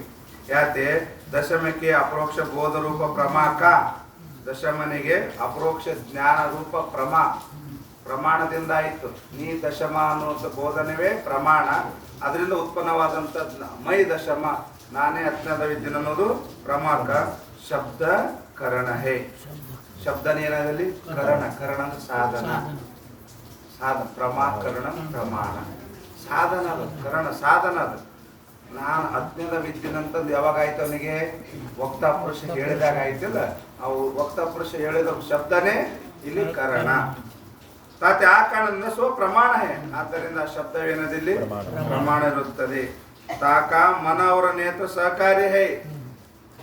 ತಾಕ ಅಲ್ಲೇನ ಜ್ಞಾನ ಆಗ್ಯದಲ್ಲ, ಮನಸ್ಸು ಬೇಕು, ಮನಸ್ಸಿಲ್ಲಂತಿಲ್ಲ, ಮನಸ್ಸಾರ ಕೇಳಿದಾಗೆ ಜ್ಞಾನ ಆಗ್ತದೆ. ಮನಸ್ಸು ಕಡೆ ಹೋಯ್ತು ಅಂದ್ರೆ ಜ್ಞಾನ ಆಗೋದಿಲ್ಲ. ಅದಕ್ಕೆ ಮನಸ್ಸು ಮತ್ತು ಅಲ್ಲಿರ್ತಕ್ಕಂಥ ನೇತ್ರ ಇಂದ್ರಿಯ, ಯಾಕಂದ್ರೆ ದೇಹ ನೋಡ್ಬೇಕಲ್ಲ, ನಾನು ಅಜ್ಞಾನವಂತ ನೋಡಿದ್ರೆ ತನ್ನ ಶರೀರ ತಾನು ಅಂದಾಗ ನೇತ್ರ ಇಂದ್ರಿಯ ಮತ್ತು ಮನಸ್ಸು ಇವೇನದು ಸಹಕಾರಿ ಸಾಧನ ಇರುತ್ತವೆ. ಖಂಡನ ಆಯ್ತಲ್ವ? ಯಾರ ಮತ ಖಂಡನ ಆಯ್ತು? ವಚಸ್ಪತಿಗಳು ಶಬ್ದ ಸಹಕಾರಿ ಏನ್ರಿ? ಮನಸ್ಸೇ ಮುಖ್ಯ ಅಂತ ಹೇಳ್ರಿ. ಅದ ಮನಸ್ಸು ಮುಖ್ಯ ಇತ್ತಪ್ಪ ಅಂದ್ರ ಮಹಾವಾಕ್ಯ ಉಪದೇಶ ಮಾಡಿದ್ರೆ ಮತ್ತೆ ಜ್ಞಾನ ಆಗ್ಲಿಲ್ಲಲ್ಲಪ್ಪ ಅವನಿಗೆ. ಮಹಾವಾಕ್ಯ ಹಿಡಿದಾಗೆ ಜ್ಞಾನ ಐತಲ್ಲ, ಅದಕ್ಕೆ ಹಂಗಲ್ಲ, ಮನಸ್ಸು ಬೇಕು. ಮನಸ್ಸು ಸಹಕಾರಿ ಸಾಧನ, ಮಹಾವಾಕ್ಯ ಉಪದೇಶವೇ ಮುಖ್ಯ ಸಾಧನ ಅಪರೋಕ್ಷ ಜ್ಞಾನಕ್ಕ. ಅದು ದೃಷ್ಟಾಂತ ಐತಿ ಮ್ಯಾಗ ಸಿದ್ಧಾಂತ ಐತಿ. ಅದರಂತೆ ಬ್ರಹ್ಮಕ್ಕೆ ಅಪರೋಕ್ಷ ಬೋಧ ರೂಪ ಪ್ರಮಾಕ, ಬ್ರಹ್ಮನ ಅಪರೋಕ್ಷ ಜ್ಞಾನ ರೂಪ ಪ್ರಮಾಕ ಕರಣ ಮಹಾವಾಕ್ಯ ರೂಪ ಶಬ್ದ ಹೇ. ಕರಣ ಅಂದ್ರೆ ಸಾಧನ. ನಮಗ ಅಹಂ ಬ್ರಹ್ಮಾಸ್ಮಿ ಜ್ಞಾನ ಆಗ್ಬೇಕಾಗಿತ್ತು ಅಂದ್ರ ಏನ್ ಮಾಡ್ಬೇಕಂತಾರ ಅವರು? ಮಹಾವಾಕ್ಯದ ಶ್ರವಣ ಮಾಡಬೇಕು ಅಂತ. ಮಹಾವಾಕ್ಯದ ಶ್ರವಣವೇ ಏನದ? ಇದು ಮಹಾವಾಕ್ಯದ ಉಪದೇಶ ಏನದು? ಅಪರೋಕ್ಷ ಜ್ಞಾನಕ್ಕೆ ಕರಣ ಸಾಧನ ಮುಖ್ಯ ಪ್ರಮಾಣ. ಯಾಕೆ? ಆದ್ದರಿಂದ ಪ್ರಮಾಣ, ಅದಕ್ಕೆ ಪ್ರಮಾಣ. ತಾಕ ಸಾಧನ ಕರಿ ಸಂಸ್ಕೃತ ಮನ ಸಹಕಾರಿ ಹೇ. ನೋಡ್ರಿ, ಆ ಶಬ್ದ ಮಹಾವಾಕ್ಯ ಉಪದೇಶ ಕೇಳಬೇಕಾಗಿತ್ತು ಅಂದ್ರೆ ಮನಸ್ಸು ಎಕಡೆಗಾರ ಹೋಗಿತ್ತು ಅಂದ್ರೆ, ನಾ ಹೇಳಿದ್ನಲ್ಲ ಆಗಲ್ಲ, 100 ಮಂದಿ ಎಲ್ಲರಿಗೂ ಎಟ್ ಎ ಟೈಮಿಗೆ ಹೇಳ್ತಾರ ಅವರು ಉಪದೇಶ ತತ್ವಮಸಿ ಅಂತೇಳಿ. ಆದ್ರೂ ಕೂಡ ಎಲ್ಲರಿಗೆ ಆಗಲ್ಲ. ಯಾಕಾಗಲ್ಲ? ಮನಸ್ಸು ಚಂಚಲ ಆಗ್ಯದ. ಮನುಷ್ಯನಾಗ ದೋಷ, ಯಾರ ಮನಸ್ಸಿನಲ್ಲಿ ಚಂಚಲ ಅದ, ಯಾರ ಮನಸ್ಸಿನ ದೋಷಯುಕ್ತವಾದಂಥ ಅಂತಃಕರಣದ, ಅವ್ರಿಗೆ ಜ್ಞಾನ ಆಗುವುದನ್ನೇ ಇಲ್ಲ. ಯಾರ ಮನಸ್ಸು ಶುದ್ಧ ಅದ ಅವ್ರಿಗೇನೇನಾಗ್ತದೆ? ಜ್ಞಾನ ಆಗೋದ್ರಿಂದ ಮನಸ್ಸು ಶುದ್ಧೀಕರಣ ಬೇಕು. ಅದು ಸಹಕಾರಿ. ಮುಖ್ಯ ಸಾಧನ ಗುರು ಹೇಳ್ತಕ್ಕಂಥ ಮಹಾವಾಕ್ಯ ಉಪದೇಶವೇ ಪ್ರಮಾಣ. ಮನಸ್ಸು ಸಹಕಾರಿ.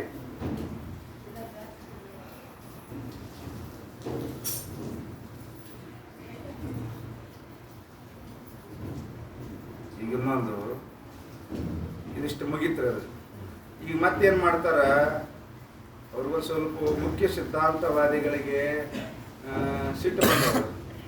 ಏನಂತ ಸಿಟ್ಟು ಬಂದದ ಮುಖ್ಯ ಸಿದ್ಧಾಂತವಾದಿಗಳಿಗೆ ಅಂದ್ರ, ಈ ವಿದ್ಯಾರಣ್ಯ ಸ್ವಾಮಿಗಳು ನಿಮ್ಮ ಮತದಾಗ ಶ್ರವಣಾದಿಗಳು ವ್ಯರ್ಥ ಆಗ್ತವಂತ ಹೇಳಿದ್ರು.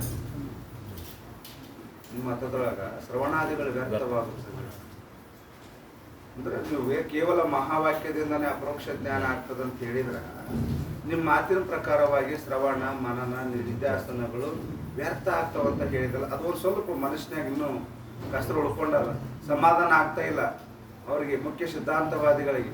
ಅದಕ್ಕೆ ಅವ್ರು ಸುಮ್ಮಾಗ್ಯಾರ. ಈಗ ಏಕದೇಶವಾದಿಗಳು ಸುಮ್ಮ ಆದ್ರೆ ಅವರು ಹೇಳಿದ್ರು, ಹಿಂಗೆ ಒಪ್ಪರಿ ಅಂದ್ರೆ ನಾವು ಭಾಳ ಮಂದಿ ಹೇಳ್ತಾರೆ ನಾವು ಒಪ್ಪಂಗಿಲ್ಲ ನೋಡ, ನಾವು ಒಪ್ಪಂಗಿಲ್ಲ. ನಾವು ಮಹಾವಾಕ್ಯದಿಂದನೇ ಮಹಾವಾಕ್ಯನೇ ಅಪರೋಕ್ಷ ಜ್ಞಾನಕ್ಕೆ ಸಾಧನ. ಶ್ರವಣ ಮನ ನಿಧ್ಯಾಸನಗಳು ನೀವು ವ್ಯರ್ಥ ಅಂತ ನಾವೆಲ್ಲ ಯಾಕ ನಾವು ದೋಷ ನಿವೃತ್ತಿ ಮಾಡ್ತಾವಂತ ಅಂಗೀಕಾರ ಮಾಡೀವಲ್ಲ. ನಾವು ಅಂತರಂಗ ಸಾಧನ ಅಂತ ಸ್ವೀಕಾರ ಮಾಡೀವಿ, ದೋಷವನ್ನು ನಿವೃತ್ತಿ ಮಾಡೀವಿ. ಯಾರಲ್ಲಿ ದೋಷ ಅದಾವ ಶ್ರವಣ ಮನ ನಿಧ್ಯಾಸನ ಮಾಡಲಿ, ಯಾರಲ್ಲಿ ದೋಷ ಇಲ್ಲ ಸೀದಾ ಮಹಾವಾಕ್ಯದಿಂದ ಅಪರೋಕ್ಷ ಜ್ಞಾನ ಆಗಲಿ. ಅವ್ರಿಗೆ ಏನು ವ್ಯತ್ಯಾಸ ಇಲ್ಲ ಅಂದ್ರಲ್ಲ. ಆದರೂ ಕೂಡ ಇನ್ನೂ ಅವರಿಗೆ ಸಮಾಧಾನ ಆಗಿಲ್ಲ. ಅದೇ ಏಕದೇಶ ಅವ್ರು ಸುಮ್ಮ ಆದರೂ ಕೂಡ ಈಗ ನೋಡಿ ಜಗಳ ಆಡ್ತಿರ್ತಾರೆ. ಅವ್ರಿಟ್ಟು ಬೈತಾರೆ, ಇವ್ರಿಟ್ಟು ಬೈತಾರೆ. ಬೇರೆ ಸಮಯದೊಳಗೆ ಯಾರು ಒಬ್ರು ಸರ್ಕೋಬೇಕಾಗ್ತದೆ. ಸರ್ಕೊಂಡಾಗ ಜಗಳ ಮುಕ್ತಾಯ ಆಗ್ತದೆ. ಅದು ಸರ್ಕೋಬೇಕು, ಇಬ್ಬರಾಗ ಒಬ್ರು ಸರ್ಕೋದಾಗ ಜಗಳ ಮುಕ್ತಾಯ ಆಗ್ತದೆ.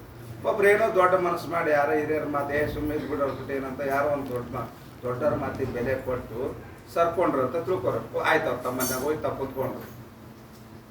ಅವ್ರು ಎದುರಿರ್ತಾರಲ್ಲ, ಅವ್ರು ಸುಮ್ಬಿರ್ತಾರಲ್ಲ, ಅವ್ರು ಹೋಗಿ ಸುಮ್ ಕುಂತ ಮ್ಯಾಗ 1 ತಾಸು ಒದರ್ತಾರೆ ಇವ್ರು. ಅವ್ ಸುಮ್ಮಾಗ್ಯಾವ, ಅವು ಸಿಟ್ಟು ಬಂದದ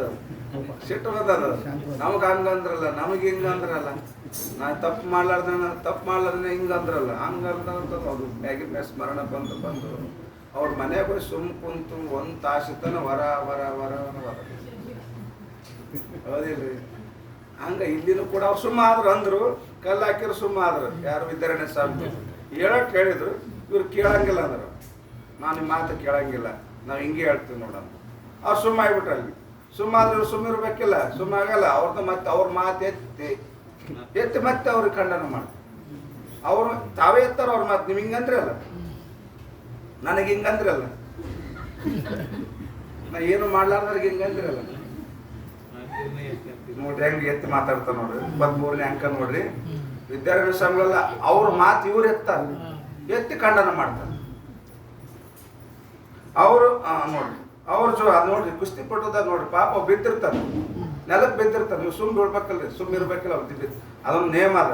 ನೆಲಕ್ಕೆ ಬಿದ್ದ ಬೆನ್ನ ನೆಲಕ್ಕೆ ಹತ್ತಿ ಅಂದ್ರೆ ಬಿಡ್ಬೇಕು. ಇವ ಮ್ಯಾಗಿದ್ದಾವ ಇವು ಸುಮ್ ಬಿಡಲ್ಲ. ಅವ್ರು ನೆಲಕ್ಕೆ ಬಿದ್ದರೂ ಕೂಡ ಎತ್ತಿ ಹೊಡಿತಿರ್ತಾರೆ. ಮತ್ತೆ ಎತ್ತಿ ಹೊಡೆದಾಗ ಏನು ಆಗ್ತದ? ಅವ್ರು ಬಿದ್ದೇ ಬಿಟ್ಟ ನೆಲಕ್ಕೆ, ಸೋತೇ ಬಿಟ್ಟಾನ. ನಿರ್ಣಯ ಮಾಡ್ತಾರ ಅವ್ರು, ನಿರ್ಣಯ ಮಾಡ್ರ. ಅದು ನಿರ್ಣಯ ಮಾಡ್ರ. ಅದು ಯಾವಾಗ ಅವ್ನು ಬೆನ್ನು ಹೋಗಿ ನೆಲಕ್ಕೆ ಹತ್ತು, ಬಿದ್ದ ನೆಲಕ್ಕೆ ಇವಾಗ ಹೇಗೆ ಅಂತಂದ್ರೆ ಅಲ್ಲಿ ನಿರ್ಣಯ ಪಾಯಿಂಟ್ ಕೊಟ್ಟೆ ಕೊಡ್ತಾನೆ. ಸುಮ್ಮ ಇರ್ಬೇಕಲ್ರಿ. ಅವ್ನು ನೆಲಕ್ಕೆ ಬಿದ್ದವನಿಗೆ ಎತ್ತಿ ಹೋಗಿತಿರ್ತಾರೆ ಮತ್ತೆ ಒಳಗೆ. ನೀವು ಕುಸ್ತಿ ಆಡೋರು ನೋಡಿರ್ಬೇಕಾದ್ರೆ ಇಲ್ಲಿ ಹಂಗಾಗ್ಯದ. ಅವ್ರು ಸುಮ್ಮ ಆಗ್ಯಾರ್ಕರೆ ಅವ್ರ ಮಾತನ್ನು ಎತ್ತಿ ಮತ್ತೆ ಖಂಡನ ಮಾಡ್ತಾರೆ. ಅವ್ರ ಜೋಕಯ್ಯ ನೀವು ಹಿಂಗೆ ಹೇಳ್ಬೋದು, ಏನಂತ ಜಾ ವಸ್ತುಕ ಅಪರೋಕ್ಷ ಜ್ಞಾನ ಹೋ ಹೇಳಿದ್ರಿ. ಹಿಂಗೆ ಹೇಳಿದ್ರಿ ನೀವು ಹಿಂಗ ಏನಂತ ಹೇಳಿದ್ರಿ? ಜಾ ವಸ್ತುಕ ಅಪರೋಕ್ಷ ಜ್ಞಾನ ಹೋವೆ ತಾಕೆ ವಿಷಯ ಅಸಂಭಾವನ ವಿಪರೀತ ಭಾವನ ಹೋವೆ ನಹಿ. ಮ್ಯಾಗ ವಿಷಯಕ್ಕೆ ಬಂದೇನ್ರ ನಾನು ಅಂಕದಾಗ 23ನೇ ಅಂಕಕ್ಕೆ ಬಂದಿನ.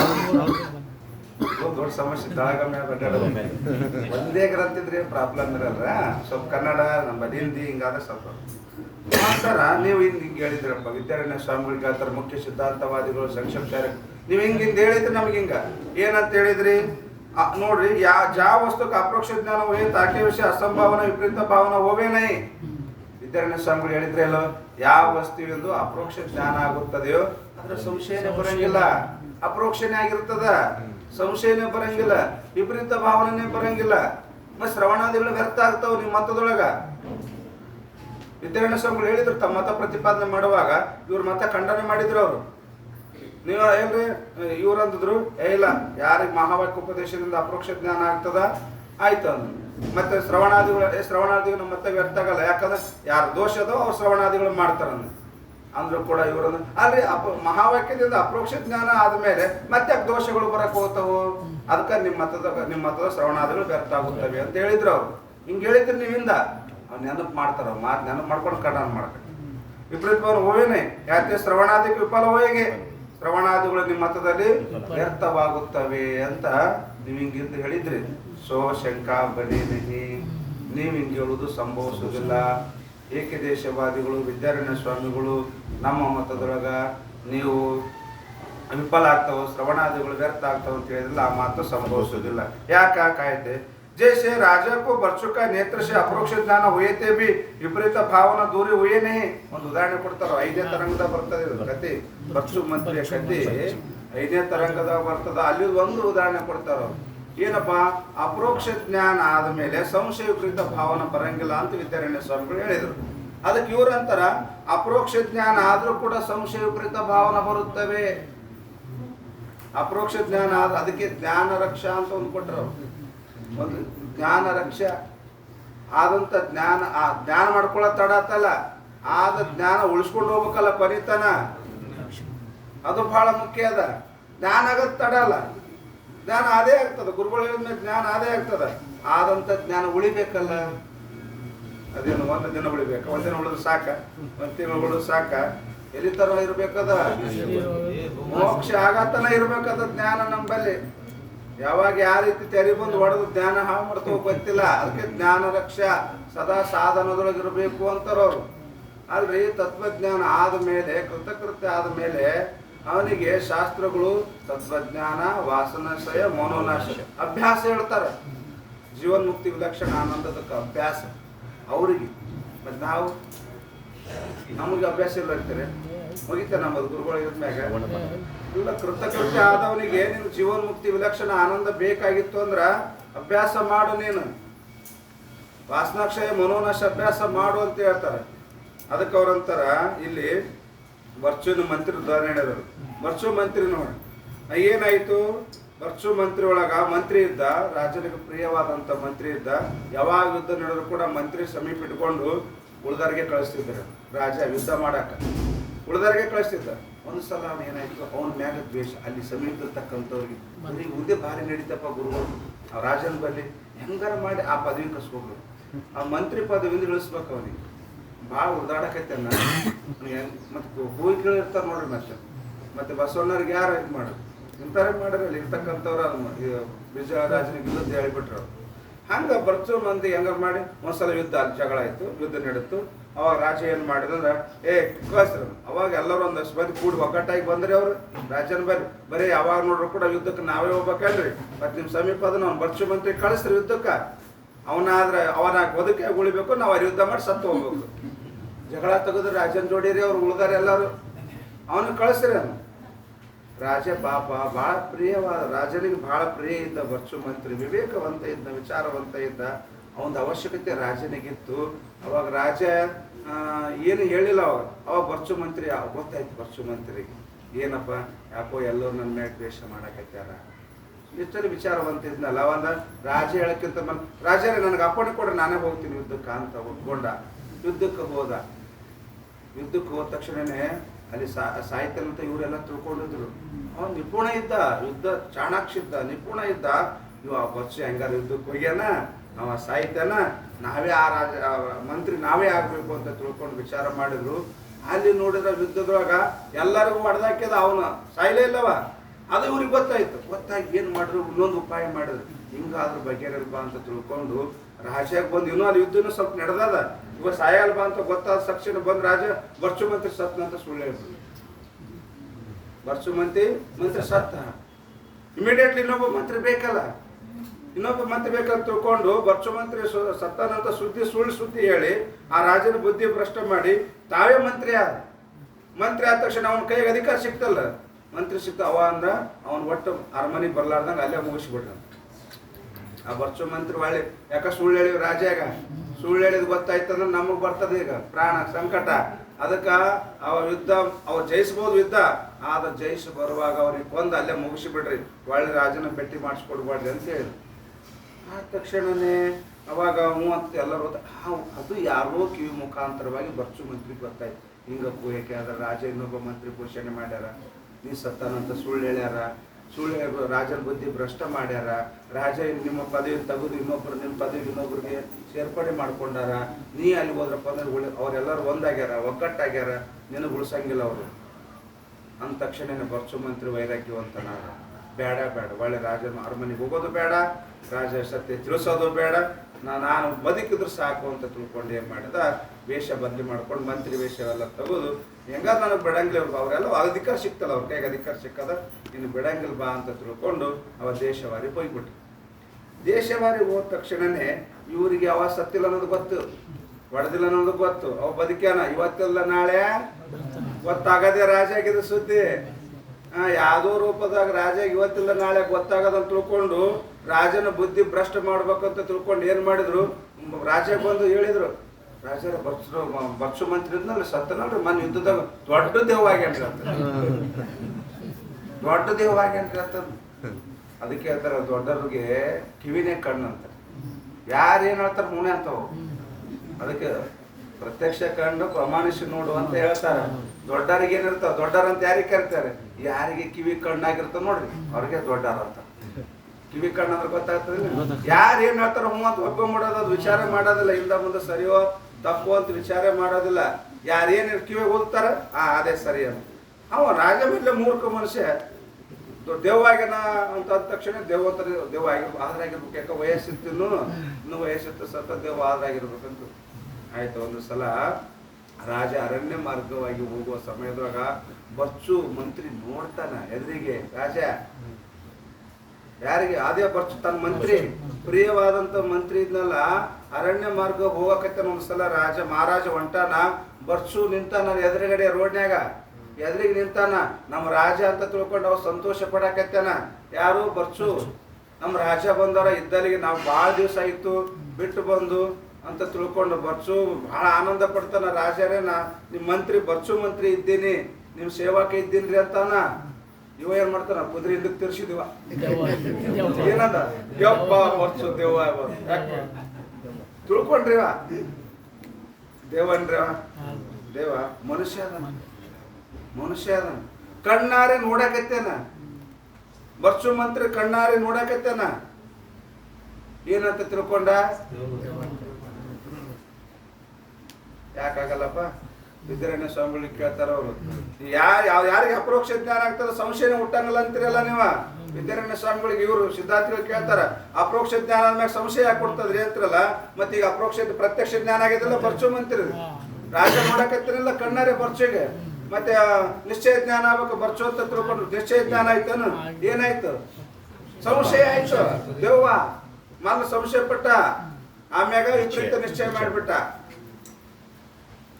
ಕಣ್ಣಾರೆ ನೋಡಕತ್ತೇನ್ರಿ ಕಣ್ಣಾರೆ ನೋಡಿದ್ರು ಕೂಡ ಇವನಿಗೇನಾಯ್ತು ವಿಪರೀತ ಭಾವನೆ ಬಂತು ಸಂಶಯ ಭಾವನೆ ಬಂತು ಹಂಗ ಮಹಾವಾಕ್ಯ ಕೇಳಿದ್ರ ಅಪರೋಕ್ಷ ಜ್ಞಾನನೇ ಆಗಿಬಿಡ್ತದ ಸಂಶಯಕ್ಕೆ ಆಸ್ಪದ ಇಲ್ಲ ಶ್ರವಣಾದಿಗಳು ವ್ಯರ್ಥ ಅಂತಿರಲ್ಲ ಹಂಗೇನು ವ್ಯರ್ಥ ಆಗಂಗಿಲ್ಲ ಅಪರೋಕ್ಷ ಜ್ಞಾನ ಆದ್ರೂ ಕೂಡ ಹಿಂಗ ಒಂದು ಕೆಲವು ಸಂದರ್ಭದೊಳಗ ಏನು ಸಂಗತಿ ದೋಷ ಸಂಸ್ಕಾರ ಭೇದವಾದಿ ಪಾಮರ ಪುರುಷಕ್ಕೆ ಸಂಗೀತಿ ಸಂಸ್ಕಾರ ಯಾರಿಲ್ಲಿ ಭೇದವಾದಿ ಪಾಮರ ಇದ್ರಲ್ಲ ಬರ್ಚು ಮಂತ್ರಿ ಮೋಸ ಮಾಡಿದಾರು ಅವರೇ ಭೇದವಾದಿಗಳು ಇಲ್ಲದ ತಂದು ತಲೆ ತುಂಬಿದ್ರು ಅವ್ನ ರಾಜನಿಗೆ ದೇವ್ವಾಗೇನಂತ ಅಭ್ಯಸಿಬಿಟ್ರು ಅವ್ರ ಮಾತು ಅವನ ಮಾತು ನಿಶ್ಚಯ ಆಯ್ತು ಅದಕ್ಕೆ ಭೇದವಾದಿ ಪಾಮರ ಪುರುಷ ಸಂಘದ ಸಂಸ್ಕಾರದಿಂದ ಜ್ಞಾನ ಆದ್ರೂ ಕೂಡ ತನಗಾದಂತ ಜ್ಞಾನದ ಸಂಶಯ ಬರಬಹುದು ಹೇಳಕ್ಕಾಗಂಗಿಲ್ಲ ಅಂತಾರ ಅದಕ್ಕೆ ನಮ್ಮ ಮತದೊಳಗ ಶ್ರವಣಾದಿಗಳು ವ್ಯರ್ಥ ಆಗುವುದೇ ಇಲ್ಲ ಅದೇ ಮಾತು ಅದೇ ಬರ್ಚು ಮಂತ್ರಿ ಕತಿ ಬರ್ಚುಕ ನೇತ್ರಶ ಅಪರೋಕ್ಷ ಜ್ಞಾನ ಹೋಯ್ತೇವಿ ವಿಪರೀತ ಭಾವನ ದೂರಿ ಹುಯ್ಯನೇ ದೇವ ಅಂತ ತಿಳ್ಕೊಂಡೆ ದೂರ ಆಯ್ತೇನ್ ಕಣ್ಣಾರೆ ನೋಡಿ ಕೊಟ್ಬಿಡ ಅಲ್ಲಿ ಅರಮನೆ ಕೇಳಿದ ಸರಿ ಆಯ್ತು ಇಲ್ಲಿ ಕಣ್ಣಾರೆ ನೋಡಕತ್ತೇನಲ್ಲ ಆದ್ರೂ ಕೂಡ ವಿಪರೀತ ಭಾವನ ಆಯ್ತೇ ಇಲ್ಲ ಉದೂರಿ ಹುಯ್ಯನೇ ತೈಷ್ ಅದರಂತೆ ಮಹಾವಾಕ್ಯತೆ ಬ್ರಹ್ಮಕ ಅಪರೋಕ್ಷ ಜ್ಞಾನ ಹುಯೇ ಮಹಾವಾಕ್ಯದಿಂದ ಏನು ಅಪರೋಕ್ಷ ಜ್ಞಾನ ಆಗ್ತದ ಪರಂತು ಜಾಕಿ ಬುದ್ಧಿ ಮೇ ಅಸಂಭಾವನೆ ಪ್ರೀತ ಭಾವನಾ ದೋಷವೇ ತಾಕ ದೋಷ ರೂಪ ಕಲಂಕ ಸಹಿತ ಜ್ಞಾನ ಫಲಕ ಹೇತು ನಹಿ ಯಾರ ಬುದ್ಧಿಯೊಳಗ ಅಸಂಭಾವನೆ ಪ್ರೀತ ಭಾವನಾ ದೋಷ ಇರ್ತದ ಅವರಿಗೆ ಸ್ವತಃ ಗುರು ನೀನೇ ಬ್ರಹ್ಮ ಐತಿ ಅಂತ ಉಪದೇಶ ಮಾಡಿದ್ರು ಕೂಡ ಅವ್ರಿಗೆ ಏನಾಗ್ತದ ಫಲಕ ಕಾರಣ ಆಗೋದಿಲ್ಲ ಮೋಕ್ಷ ಆಗೋದಿಲ್ಲ ಜ್ಞಾನ ಆಗೋದಿಲ್ಲ ಜ್ಞಾನ ಫಲಕ ಹೇತು ನಹಿ ಸೊ ದೋಷಕ್ಕೆ ನಿವೃತ್ತಿ ವಾಸ್ತೆ ಶ್ರವಣಾದಿಕ ಕರೆ ಆದ್ದರಿಂದ ಅವ ಏನ್ ಮಾಡ್ಬೇಕು ತನ್ನಲ್ಲಿರ್ತಕ್ಕಂಥ ದೋಷ ಕಳ್ಕೋ ಸಲುವಾಗಿ ಶ್ರವಣ ಮನ ನಿಧ್ಯಾಸನ ಮಾಡು ಜಾಕೆ ಬುದ್ಧಿ ಮೇ ದೋಷ ನಹಿಸೋ ನಾ ಕರೆ ಯಾರ ಮನಸ್ಸಿನಲ್ಲಿ ದೋಷಗಳು ಅದಾವು ಕೇಳಿದಂತ ಮಾತಿನೊಳಗೆ ಆದಂತ ಜ್ಞಾನದಾಗ ದೋಷ ಅದ ಅವರು ಶ್ರವಣ ಮನ ನಿಧ್ಯಾಸನ ಮಾಡಿ ಯಾರ ಜ್ಞಾನದಲ್ಲಿ ದೋಷನೇ ಇಲ್ಲ ಸಿದ್ಧಾರೂಢರು ಹೇಳಿದ್ರಲ್ಲ ನಿಶ್ಚಯವಾದ ಜ್ಞಾನ ಚಿಹ್ನೆ ಏನ್ರ ಅಂತ ಹೇಳಿದ್ರು ಅವ್ರದು ಸಂಶಯ ಅಸಂಭಾವನೆ ವಿಪರೀತ ಭಾವನೆ ಇರ್ಬಾರ್ದು ನೋಡಪ್ಪ ಸಂಶಯ ಮತ್ತು ವಿಪರೀತ ಭಾವನೆ ಇಲ್ಲ ಅಂದ್ರೆ ದೃಢ ಜ್ಞಾನ ಅಂತ ಯಾರು ಗಜಂಡ ಸ್ವಾಮಿಗಳು ಹೇಳಿದ್ರು ಅವಾಗ ಶ್ರವಣ ಮನ ಇಲ್ಲ ಆಯ್ತು ನಿಶ್ಚಯ ತಿಳ್ಕೊಂಡ್ಬಿಟ್ರ ಅವ್ರ ನನಗಾದಂತ ಜ್ಞಾನ ನಿಶ್ಚಯ ತಿಳ್ಕೊಂಡ್ಬಿಟ್ರು ಮತ್ತೆ ಶ್ರವಣ ಮಾಡಕ್ ಹೋಗ್ತಾರ ನಾ ಕರೆ ಮಾಡೋದ ಅವಶ್ಯಕತೆ ಇಲ್ಲ ಶ್ರವಣಾದಿಗಳನ್ನ ಜಾಕೆ ಬುದ್ಧಿ ಮೇ ದೋಷ ನಹಿ ನಿಮ್ಗೆ ಸಿದ್ಧಾರೂಢರ ಬಳಿ ದೋಷ ಇದ್ದಿಲ್ಲ ತಮಗಾದಂತ ನಿಶ್ಚಯ ಜ್ಞಾನದಲ್ಲಿ ದೋಷ ಬಂದಿದ್ದಿಲ್ಲ ಅವ್ರಿಗೆ ಸಂಶಯ ವಿಪರೀತ ಭಾವನೆ ಬರ್ಲಿಲ್ಲ ಅದಕ್ಕೆ ಅವ್ರು ಏನ್ ಮಾಡಿದ್ರು ಸೊ ನಾ ಕರೆ ಶ್ರವಣಾದಿಗಳು ಮಾಡೋದವ್ರಿಗೆ ಅವಶ್ಯಕತೆ ಇಲ್ಲ इस रीति से ज्ञान के मुख्य साधन महावाक्य है इवर सिद्धांत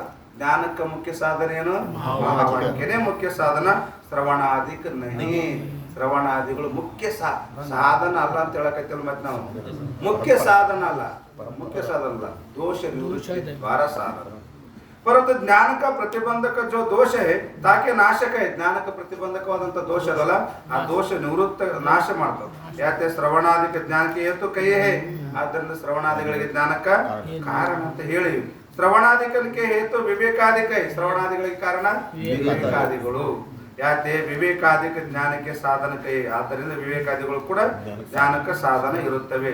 ವಿವೇಕಾಧಿಕ ಚಾರಿ ಸಾಧನ ಸಂಯುಕ್ತ ಜೋ ಪುರುಷ ಸೋ ಪುರುಷ ಹೇ ಸೋ ಅಧಿಕಾರಿ ಹೇ. ಇಲ್ಲಿ ವಿವೇಕಾದಿ ನಾಲ್ಕು ಸಾಧನ ಸಹಿತವಾದಂತ ಯಾವ ಪುರುಷ ಇದ್ದಾನ ಅವನೇ ಏನದ ಜ್ಞಾನಕ್ಕೆ ಅಧಿಕಾರಿ ಅಂತ. ಅಧಿಕಾರಿ ವರ್ಣನೆ ಇಲ್ಲಿ ತನ ಮಾಡಿದ್ರು, 23ನೇ ಅಂಕತನ ಮಾಡಿದ್ವಿ ಅಂತ ಹೇಳಿದ್ರಲ್ಲ, ಇಲ್ಲಿ ತನ ಅಧಿಕಾರಿ ವರ್ಣನೆ ಮಾಡಿದ್ರು.